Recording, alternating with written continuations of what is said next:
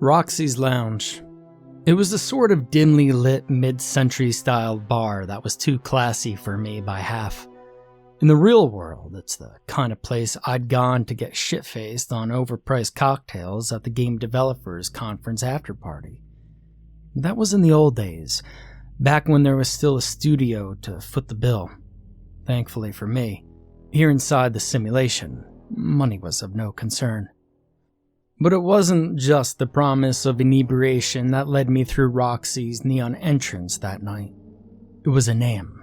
A name I'd stared at in the user list incredulously before walking my ass here from across town. Can't be him, I thought. When the hell did they jack him in? Oh, Jesus Christ. The words escaped my breath. The cringe that followed could not be stifled. All I could do was avert my gaze to the ebony hardwood floor and let out the involuntary expression run its course. When I unbuttoned my face, there he was, sitting at the bar. Mad Cow. I waved away my holographic display. The translucent overlay of user names, locations, and notes shrunk and vanished into my peripheral vision. What remained was my old lead programmer, wearing a cow print suit and a fedora. The infamous cow print suit and fedora, looking as ugly as it was expensive. He was hitting on the bartender. I felt the aftershocks of cringe return. "You son of a bitch," I said as I approached close enough to be heard over the murmur of the other patrons. He spun around in the bar stool and sized me up behind a pair of ruby-tinted aviator glasses. He made an exaggerated frown. "Now don't tell me you look that old in real life," he said. "Life comes at you fast. You, on the other hand." I gestured at his entire outfit. "Are apparently 13 years old again." He scoffed and reached out to grab my hand. The handshake quickly became a pat on the back, and then a full-blown hug. I hadn't seen Lucas, aka Mad Cow, in nearly 10 years, and already memories were flooding back of never-ending crunch nights at Darkroom Entertainment, our game studio. Memories of passing out at our desks, on couches, or occasionally the floor. It all seemed like a lifetime ago now. I took a seat next to him and signaled the bartender. "What's fun of living in a simulation?" he said. "If you don't peacock it up a bit. Hey, have you even played with the closet options yet? You look like a confused pimp. Anyway, what's with this about living in a simulation? Buddy, I just work here.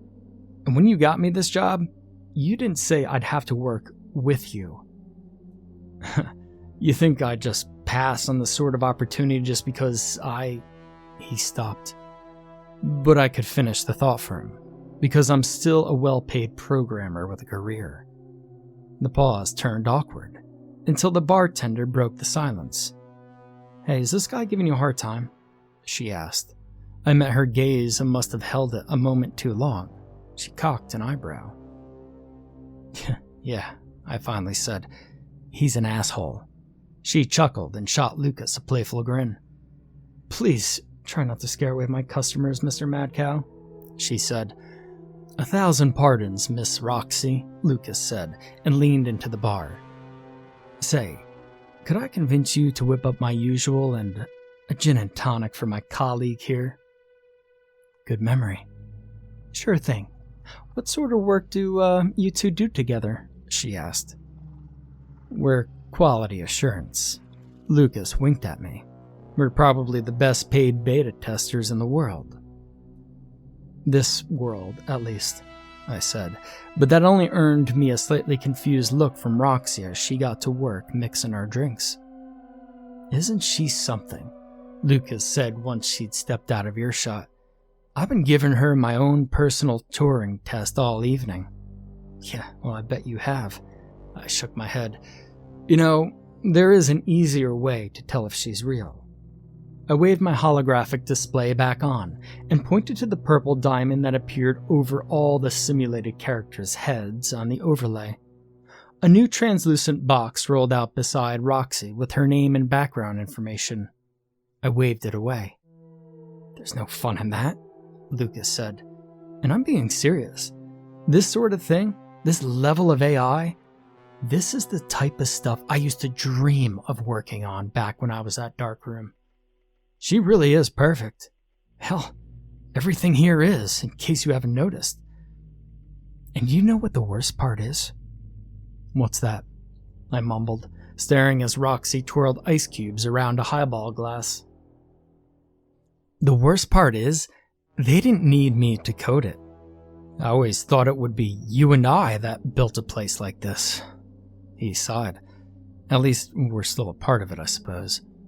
Roxy presented our drinks, garnished with lemon and sprigs of rosemary. Lucas took his with an appreciative nod and sipped. "Even the goddamn alcohol is perfect," he said. "Anyway, so how's the testing coming along on your end?" My reply was cut short by a crash of shattering glass, and then screaming. It was guttural, so intense and unexpected that my concentration was immediately broken. I felt a surge of panic, like ice water down my spine. I spun around and saw the lounge table flipped on its side, the man convulsing on the floor. A woman rushed to his side, but he grabbed her arms, hurling her backwards. "Stay the fuck away from me!" he yelled as he staggered back. I set my drink down too hard, sloshing gin onto the bar. With my free hand, I flicked my overlay back on, confirming that the people were also human testers. Lucas was already on his feet, rushing over to help. I followed after. "I can't breathe," the man screamed. "I can't fucking breathe! Wake me up! None of this is real! It's freezing! I'm drowning in the fucking pod! Let me out!" "What happened?" Lucas asked the woman. She looked frightened. "He was fine a minute ago," she sniffled. "Suddenly he thinks he's dying in real life. That I'm not actually real because I'm not feeling it too, I guess." "Sounds like an ASS," Lucas said, staring down at the man. "Ass?" I blurted out stupidly. "No, idiot. Did you even read the forms they had us sign? Acute solipsism syndrome. It's a potential risk of total immersion." Lucas knelt down beside the man, who was now shivering with his head propped uncomfortably against the leg of a lounge chair. "Hey, buddy," Lucas said. "You're going to be all right. You're not drowning. You're breathing just fine in real life. They told us to watch out for these symptoms, remember? It's nothing serious. Now you need to get up so you can report it." "The techs would be helping him if there was really a problem," I said to the other tester. It came out more like a question than a statement, though. She gulped and nodded, and I saw a familiar face over her shoulder. "Mara?" Mara was sitting back at the bar. Her long dark hair framed a strange expression, something like pity, as she watched the commotion. I thought for sure she'd step in to help. The simulation was her project after all. But instead, she took what appeared to be a martini from Roxy and drank it in a single gulp. After that, she said something to Roxy I couldn't hear, stood up and left. "You're really here," Lucas reassured our colleague, still playing the role of a paramedic. "Try to remember how you got here." I looked back at Mara's empty seat. Roxy was wiping down the counter, and I felt a pit of unease settling in my stomach. "Remember how you got here," I thought. The elevator ride was so long that I nodded off. I woke up startled, like I'd been falling, and shrank with embarrassment. If the other people packed into the freight car had noticed, they spared me any acknowledgement. The only one looking at me was for my own bloodshot reflection in the elevator's chromed paneling. And Jesus, I looked like shit. Fucking jet lag. But how long had we been descending? I had barely finished unpacking when the Foundation staff knocked on my door. They ushered me downstairs to the other prospective testers, into the basement of the Mountain Lodge. From there, we boarded the elevator. It was minutes ago, but it already felt like yesterday. I giggled stupidly, remembering the excruciatingly long load times in most of the Darkroom's games. It became something of an inside joke, to trap our players inside elevators as a new level was loading. It was a necessary evil to maintain immersion. Some of our more masochistic fans found it endearing. "So, is this where you've been hiding the loading screen?" I said to break the ice. No response. Either these weren't gamers, or they too were jet-lagged past the point of zombification. Or maybe I'm just not funny. "No, that is much further down," a woman finally said from beside the controls. She faced me and smiled knowingly. Well, at least she looked to be well rested. Flowing black hair draped down her lab coat to the edges of her name tag. Dr. Mara Drost. "It's getting really cold," a man said. I realized I could see my breath and wrapped my arms together. "It has to be cold for the computers to function," Mara said. "That's why all the servers are kept so far underground. It saves the Foundation a fortune in maintenance and cooling costs." The elevator chimed. When the doors opened, whatever was left of my grogginess vanished in a wave of awe. "Lucas, what the hell have you gotten me into?" We stepped out into what felt at first like an infinite black void punctuated with sharp points of white light. As my eyes adjusted, I can make out wires suspending the lamps from catwalks further above us. As bright and numerous as the lights were, they could barely scrape the volume of the massive underground cavern. Only the faintest impression of light reached the walls. Just enough that I could discern the whirl of marbled stone in the distance. Up above the crisscross of man-made catwalks, the vaulted ceilings peaked in utter darkness. "Welcome to the bunker," Mara said. She beckoned us down a path of lampposts, further into the cavern. It looked as though someone had teleported the guts of some research facility deep into the mountain. Cold steel and concrete were fused to the natural stone with practicality that couldn't conceal the strange beauty of the caves. We passed through an imposing bulkhead door and across the bridge that spanned a lake of water gleaming like black glass. "The Foundation really built this place?" said a woman, awestruck. "Oh, it must have cost a fortune." "Not exactly," Myra said without breaking stride. "Actually, people have been building this place for thousands of years. Ancient people explored these grottos and discovered their salt deposits. They mined it for centuries, all throughout the Dark Ages, until it was sealed." "Why was it sealed?" I asked. "Well, the records are unclear about that. What we do know is that the Soviet government excavated it to use as a fallout shelter in the event of nuclear war. We have them to thank for most of the infrastructure, including the geothermal extractors. After the Cold War, it was sealed again, until we purchased it. So, to finish answering the first question, yes, it did cost a fortune."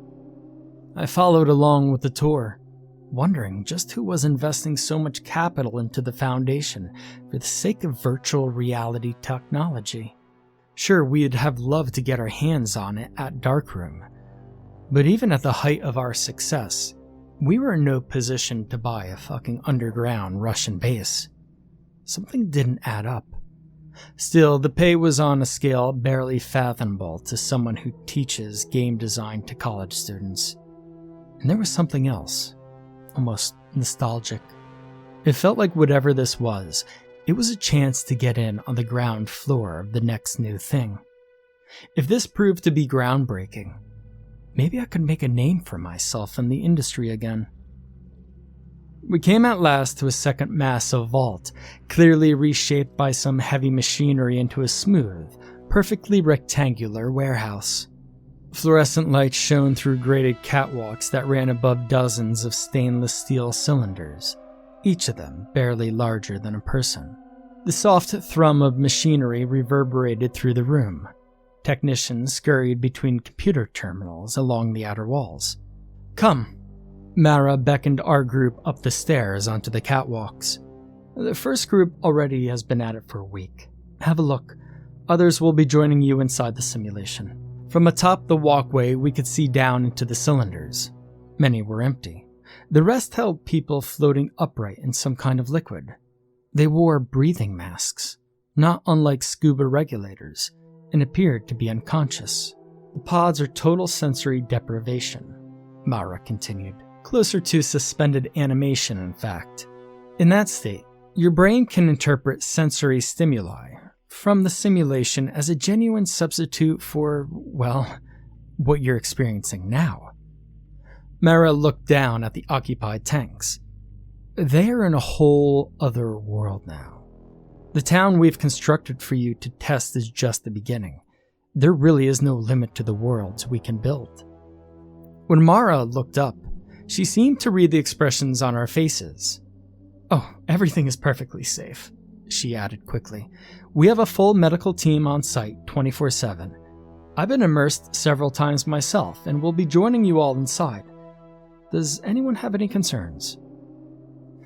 We're probably already inside, a woman mused. Everyone just slowly turned to her, and she explained.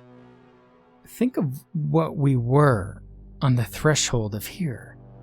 If we can ever truly run simulations of reality, and there's only one true reality, then the odds are we're in some form of simulated reality right now.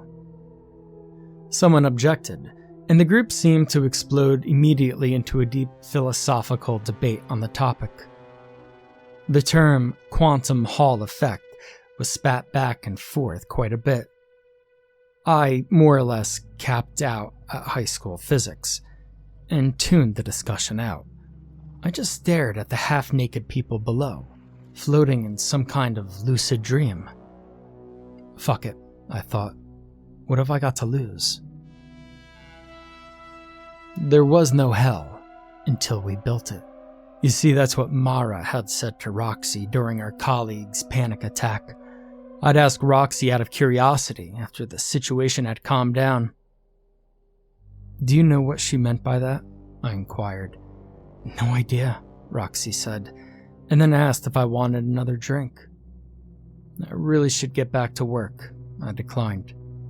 All right then, good luck with the beta test. She winked at me. I left Roxy's alone to continue my nighttime exploration. There were no rules to this job, per se. We just had to spend our time in this place however we saw fit, and report any flaws in the experience. I decided that to give myself some structure, I would pace out the boundaries of this town. It was modeled as a quaint little resort settlement in the mountains. The street outside Roxy's followed a bend around the edge of town. Storefronts faced the low cobblestone wall on the other side of the road. Beyond that, the hill sloped down into a procedurally generated forest of pine trees that stretched out to a foggy horizon. It was clearly based on the real terrain above the bunker. But the town itself was a work of fiction. I strolled from streetlight to streetlight, dragging my fingers along the rough texture of the stone wall. A mild breeze rustled the silhouettes of trees and brushed gently over me. I closed my eyes and breathed the fresh, evergreen scent in deeply. Every sensation was as real as anything I've ever experienced. I daydreamed about the generation of games that would surely spawn from this technology.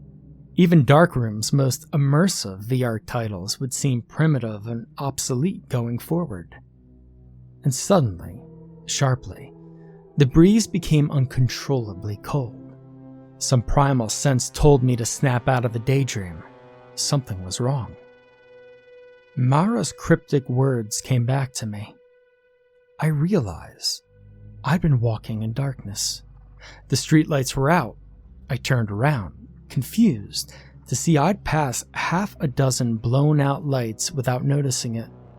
The storefronts, too, were vacant and dark, and I wondered if I'd stumbled into some unfinished area. The sound of the wind had changed, too. No, not the wind. The trees.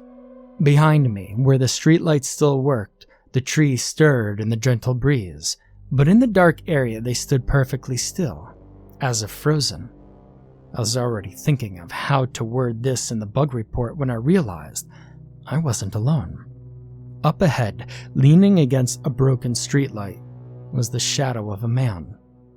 I walked towards him, hoping for some validation that he too was seeing the same thing, but I hesitated halfway between my streetlight and his. Something was wrong with him. He was twitching strangely, as if caught in the throes of some spasm. For a moment, I thought of the tester at Roxy's convulsing in pain, but no, this was different. This man was sobbing. "The cold got in," he wept in a raspy voice, seemingly to himself. I was about to ask if he needed help when the clouds parted, bathing us both in moonlight. My blood ran cold. The old man was withered and emaciated, little more than a skeleton. He wore nothing but the same neoprene shorts and nylon harness we were all given in real life before entering the pods. The vertebrae of his spine jutted sickeningly against the pale, glistening flesh of his back. In disbelief, I waved for my holographic overlay. Nothing happened. I needed to know if this was real, if he was real. I waved again, and then nothing. It wasn't working. Impossible, I thought, and kept trying. My frantic gestures must have gotten the old man's attention, because he finally raised his head. Long strands of white, wispy hair parted to reveal the same breathing apparatus we all wore. Where his oxygen tube would be was only a torn, tattered rubber scrap. His bloodshot eyes opened wide with shock. They fixed on me with the same surprise and horror that I must have been reflecting back at him. I could hear his tortured breathing intensify. "You shouldn't be here," he finally snarled. He lunged towards me. Stupefied, I was too late to react. His wet, freezing hands found my neck in a choking grasp. "You need to wake up," he growled and tightened his grip. I couldn't breathe. I couldn't scream, only panic. I tried to pry his hands off of my throat, but they were too slick with that same goopy liquid from the pods. My hands slipped down his wiry arms, and that's when I noticed it. That stupid fucking tattoo. Death Squirrel. The squirrel holding a katana in shitty black ink. Mad Cow had gotten me so drunk at the launch party at our first game that he was able to convince me to get that damn thing. It was my own alter ego on my forearm, to match his. And there it was, blurry and faded, but unmistakable, on this skin and bones man. He had my tattoo. I stared at his face, even as I struggled to breathe. The recognition washed over me in a wave of cold terror that swept my sanity away. It was me. He was me. The absurdity of my situation gave me a sudden burst of strength, dreamlike vigor, and I hurled the ancient doppelganger off. It staggered, and I gasped for air. Just when I thought it would charge at me again, something flashed off in the distance. And suddenly, just for a moment, the sky was brighter than daytime. The abrupt brilliance stunned the creature, and it stared, horrified, at the source beyond the horizon. "No," it whimpered at the lingering glow of the explosion, and I seized the moment and ran. As I did, a sound like the crack of thunder smashed through everything. More explosions burst across the horizon like lightning. Every illuminating flash revealed the town as something else, shattered ruins, desolate and decayed. "They never finished it," the creature screamed. "They'll never finish it." Its cries became an incoherent wail of rage and agony, and then disappeared entirely in the roaring boom. When at last I made it back to the well-lit area, the entire cacophony stopped. There was only the gentle sound of the breeze and a slight tinnitus in my ear. My overlay fully responded. I kept running as I searched Mara's location on the user list. I found her on the rooftop deck of the tallest building in town. She was sitting on the ledge, smoking a cigarette and sipping wine from a crystal stem. She greeted me without taking her eyes off the panorama of the town laid out before her. I was frantic, a gibbering wreck grasping to catch my breath didn't seem to faze her. I tried to explain what had just happened. She only faced me to refill her glass from a bottle resting beside her. Her wind-tousled hair framed that same pitying expression she wore at the bar. What the fuck was that thing? I demanded. She shrugged dismissively and turned away again. She seemed to be staring at the shadowy part of town I'd just fled from. An anomaly, she said. Her lack of concern was exasperating. Hadn't she been listening? Didn't she care? I want out, I said firmly. Wake me up now. She took a drag off of her cigarette, then flicked ashes off the side of the roof. I'm afraid that isn't possible, she said. I took a deep breath, trying to contain my anger. Dr. Drost? I said slowly. Mara, I'm sleeping in one of your pods. I know you can revive me. She seemed to find this amusing, but there was something else crackling in her persona, as if she were trying to cope with something herself. Was she drunk? I already did revive you, she finally said. A long time ago. What are you talking about? I said incredulously. We're right here. We literally just started. This instance just started, she said as if she were clarifying the situation. My confused expression must have told her otherwise. It's all so lifelike, isn't it? She continued, gesturing across the entire landscape. We had you testers to thank for all of that. It was an iterative process. Every time we reran the simulation, your experiences helped us tune it just a little bit more. We got a little closer to perfection. Every time. That doesn't make any sense. I gritted my teeth. Mara was supposed to be the one professional we could all rely on. She was our lifeline. We trusted her. And now she's spouting nonsense. How can I be in the simulation right now talking to you if you've already woken me up? Because you're in an instance too, she said. A copy of your original mind. She finished her cigarette and tossed it away. That's why you had to be in those pods as long as you were. A frozen scan, we called it.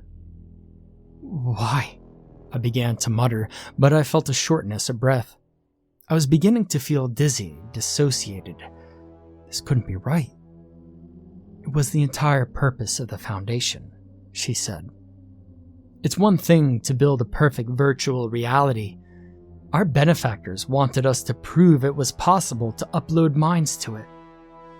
They wanted to live forever, on the inside. She went on, but I couldn't follow her jargon, something about discovering the neural correlates of consciousness. No, I cut her off with a snarl. My head was swimming now. I mean, if this is all true, then why are you telling me this? Well, it's not like it matters anymore, she shrugged. Every time the simulation deteriorates, it deletes the previous instance and begins again with fresh copies. Every single time. My thoughts flash back to those long nights at Darkroom, sitting at my desk, pacing the hallways, crashing on the couch in the break room, all the while strung out over the latest build of our game. The polished final product was the result of countless iteration. Meetings at the whiteboard, debugging and redesign again and again, version after version. That was just to make a video game. But something as complex as this place. How many versions had it taken to get this far? Dozens or hundreds. And so, you've murdered us, I said, confronting her gaze. Over and over again. Well, I suppose that's one way of looking at it, Mara said, and I wanted to scream, "What other way is there?" But I knew it was futile. There was nothing for me to do here with all my anger and confusion. I decided to leave Mara alone and do the one thing I could, which was to march back to Roxy's and get mind-numbingly drunk as soon as possible. I was about to head downstairs when I remembered something and turned back to her. "Why did you say what you did back at Roxy's?" "What?"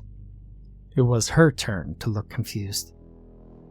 "You said there was no hell until we built it.